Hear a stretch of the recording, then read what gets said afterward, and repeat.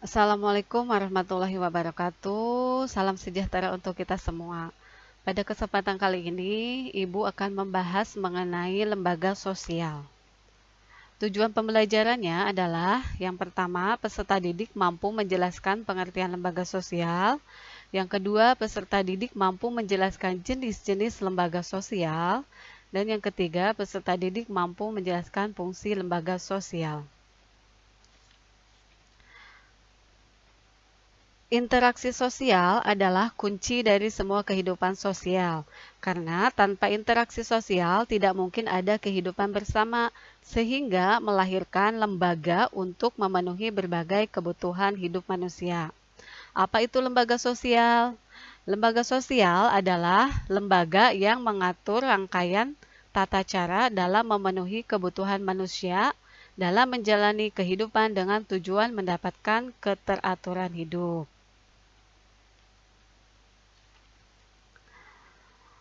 Lembaga juga dapat digambarkan sebagai suatu organ yang berfungsi dalam kehidupan masyarakat. Lembaga sosial adalah keseluruhan dari sistem norma yang terbentuk berdasarkan tujuan dan fungsi tertentu dalam masyarakat. Dapat dikatakan juga bahwa lembaga sosial merupakan himpunan norma-norma yang berhubungan dengan kebutuhan pokok dalam masyarakat. Apa itu norma? Norma merupakan aturan atau kaidah yang menjadi pedoman tingkah laku. Norma memberitahu kita perilaku yang benar atau yang salah. Di dalam masyarakat, dikenal ada 4 tingkatan norma. Yang pertama adalah cara. Cara itu norma yang menunjuk kepada satu bentuk perbuatan sanksi yang ringan terhadap pelanggarannya. Contohnya, membuang sampah sembarangan. Cenderung mendapat celaan karena melakukan tindakan yang tidak sesuai dengan tempatnya. Yang kedua, ada kebiasaan. Kebiasaan adalah norma yang menunjukkan perbuatan yang dilakukan secara berulang-ulang dalam bentuk yang sama. Contoh, seorang anak mencium tangan orang tuanya ketika hendak pergi ke sekolah. 3. Tata kelakuan. Kebiasaan yang dianggap tidak hanya sebagai perilaku, tetapi diterima sebagai norma-norma pengatur.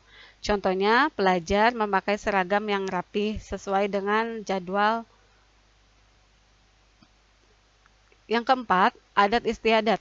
Tata kelakuan yang menyatu dengan pola-pola perilaku masyarakat dan memiliki kekuatan mengikat yang lebih. Jika dilanggar, sanksi keras akan didapatkan dari masyarakat.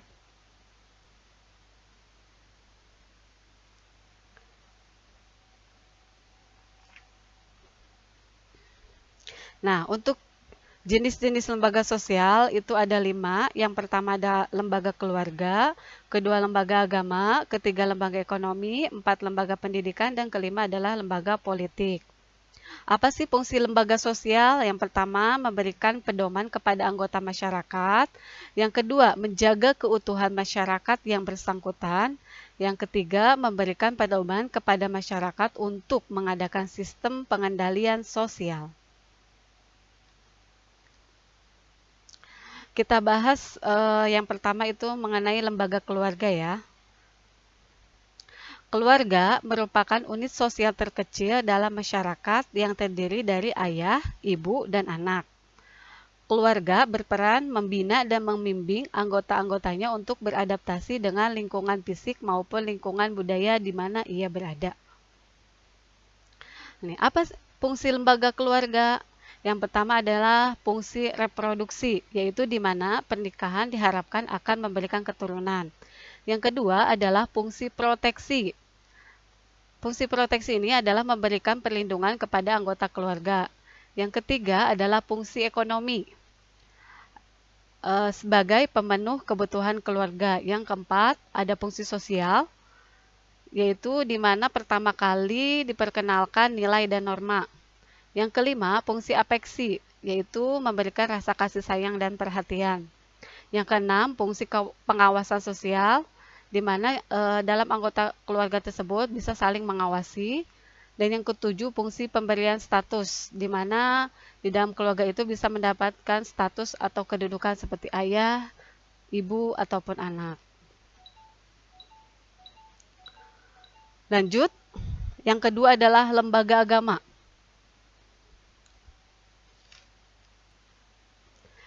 Lembaga agama adalah sistem keyakinan dan praktek keagamaan dalam masyarakat yang telah dirumuskan dan dibakukan. Apa sih fungsi lembaga agama? Yang pertama adalah memberikan pedoman hidup bagi manusia dalam berhubungan dengan Tuhan dan manusia lain. Yang kedua, membantu manusia dalam memecahkan persoalan baik yang bersifat duniawi maupun akhirat. Yang ketiga, memberikan ketenangan batin dan kesejukan rohani. Yang keempat, memberikan bimbingan kepada manusia supaya kehidupannya lebih terarah dan terbimbing. Dan yang terakhir, menumbuhkan rasa percaya diri dalam mengarungi kehidupan. Itulah fungsi lembaga agama.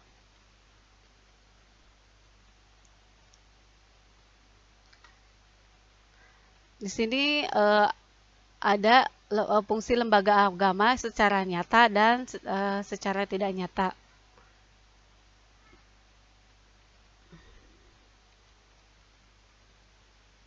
Selanjutnya, yang ketiga adalah lembaga ekonomi. Lembaga ekonomi adalah lembaga berkisar pada lapangan produksi, distribusi, konsumsi, barang-barang dan jasa yang diperlukan bagi kelangsungan hidup masyarakat. Nah, ini lebih dikenal dengan ada pasar tradisional, ada pasar modern, segala lembaga yang memenuhi kebutuhan manusia.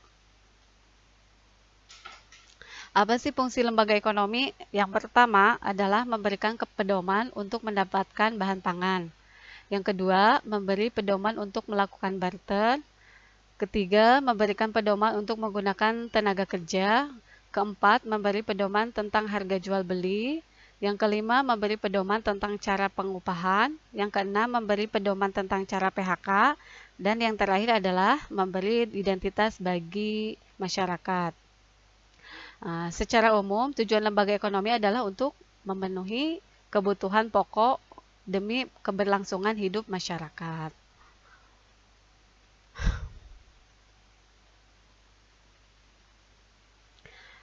Selanjutnya, yang keempat, ada yang dinamakan dengan lembaga pendidikan. Nah, seperti yang kita tahu, lembaga pendidikan itu diatur dalam Undang-Undang Nomor 20 Tahun 2003 tentang Sistem Pendidikan Nasional.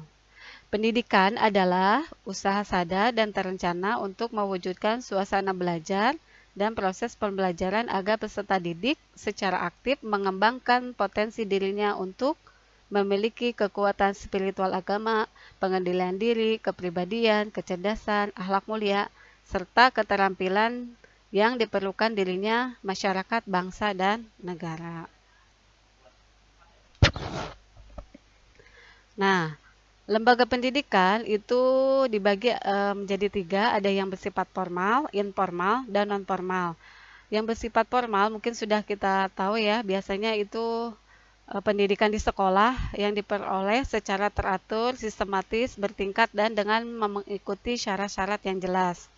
Kalau pendidikan yang bersifat informal itu biasanya didapatkan di keluarga. Dan yang ketiga, jenis pendidikan yang sifatnya non-formal itu biasanya diselenggarakan bagi warga masyarakat yang memerlukan layanan pendidikan. Contohnya ada pelatihan, kursus, dan lain sebagainya. Apa sih fungsi pendidikan? Coba kita lihat ke layar berikut. Fungsi pendidikan, lembaga pendidikan ada yang dinamakan fungsi manifest, dan ada yang fungsi secara manifest, dan ada yang fungsi secara laten. Fungsi manifest adalah fungsi yang langsung dapat diamati secara nyata atau fungsi yang diharapkan oleh masyarakat. Nah, fungsi manifest pendidikan sendiri, menurut Horton itu ada 7. Silakan lihat pada layar berikut ya. Dan yang kedua ada fungsi laten. Fungsi laten yaitu fungsi yang tidak dapat diamati secara langsung. Yaitu ada 4. Yang pertama adalah sekolah memperpanjang masa remaja dan menunda masa dewasa. Yang kedua, mengurangi pengendalian orang tua terhadap anak-anaknya. Ketiga, menyediakan sarana untuk pembangunan. Dan yang keempat, mempertahankan sistem kelas.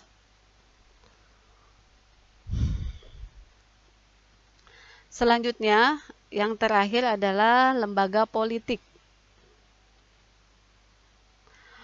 Politik merupakan suatu lembaga yang mengatur pelaksanaan dan wewenang yang menyangkut kepentingan masyarakat agar tercapai suatu keteraturan dan tata tertib kehidupan masyarakat. Nah, lembaga politik juga merupakan keseluruhan tata nilai dan norma yang berkaitan dengan kekuasaan. Nah, fungsi lembaga politik juga ini ada 4. Yang pertama adalah memelihara ketertiban di dalam negeri. Yang kedua, menjaga keamanan di luar negeri. Yang ketiga, mengusahakan kesejahteraan umum. Dan yang keempat, mengatur proses politik. Nah, itulah 5 penjelasan fungsi lembaga sosial. Sekian dan terima kasih. Semoga apa yang Ibu sampaikan bisa bermanfaat. Wabillahi taufiq wal hidayah. Wassalamualaikum warahmatullahi wabarakatuh.